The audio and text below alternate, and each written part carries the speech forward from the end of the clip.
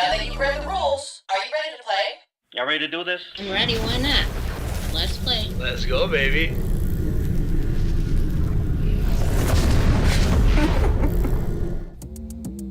Now that we've all had about 2 weeks to really sit with Megan Thee Stallion's 4th studio album, self-titled Megan, the verdict is in and a consensus has been reached.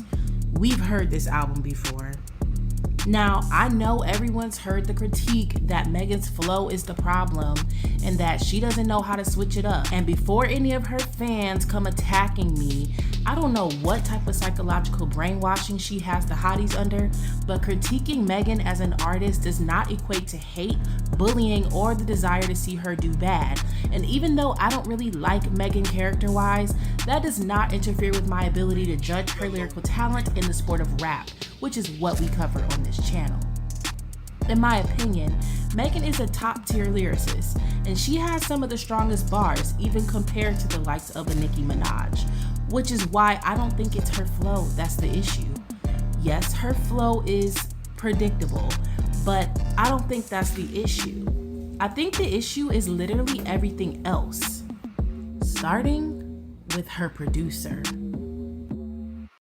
The consistent theme around this album and the others is that they all sound the same.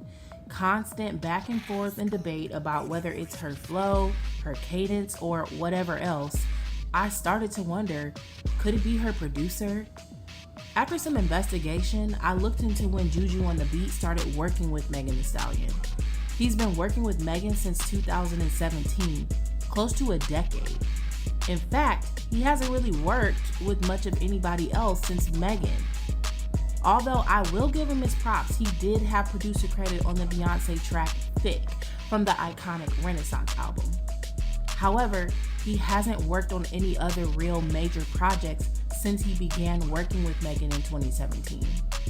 We can't put it all on Megan for not evolving if Juju on the Beat hasn't really worked on any other major projects since he began working with Megan in 2017.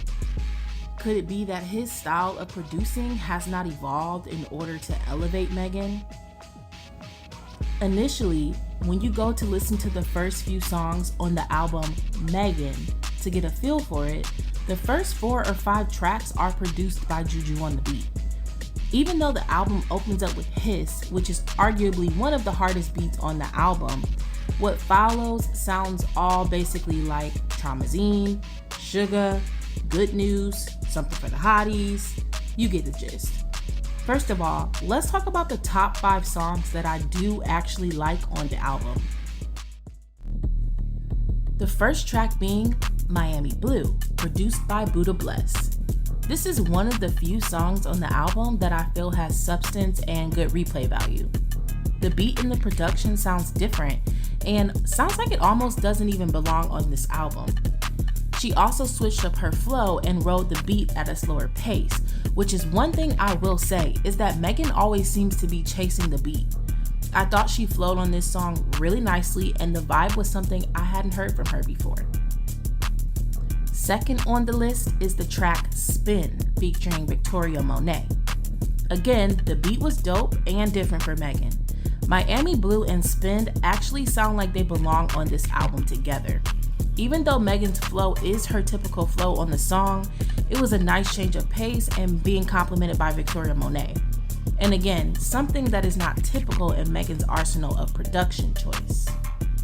Which brings me to Accent featuring Glorilla. This one I really like because something about Megan and Glorilla really works together. This track also has in common with the first 2 tracks mentioned, which is that it's cohesive and has substance. I love the concept and the play on words of what she's saying. The beat and the flow are a nice homage to her Houston roots, and it's honestly one of the few songs that Megan doesn't mention her 100 times, but instead only about 50 times. Cause you know, one thing Megan is gonna do is talk about that. Okay. Next is the track Boa. And let me just say this for the record. Boa is by far her best produced visual on this album. And this is the direction that I feel that she should have actually taken the album.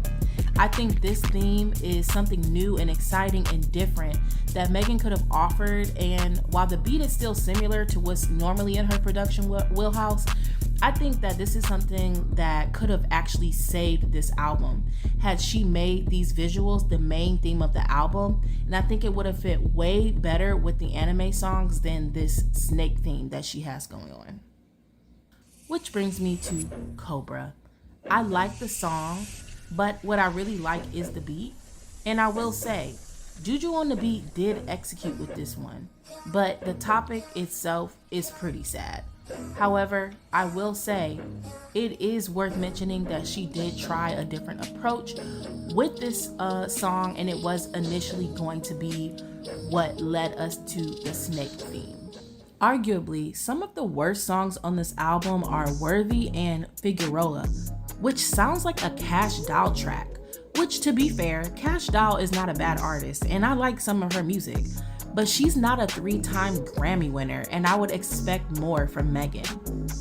However, this album really only has 2 moods, and that's sex and depression.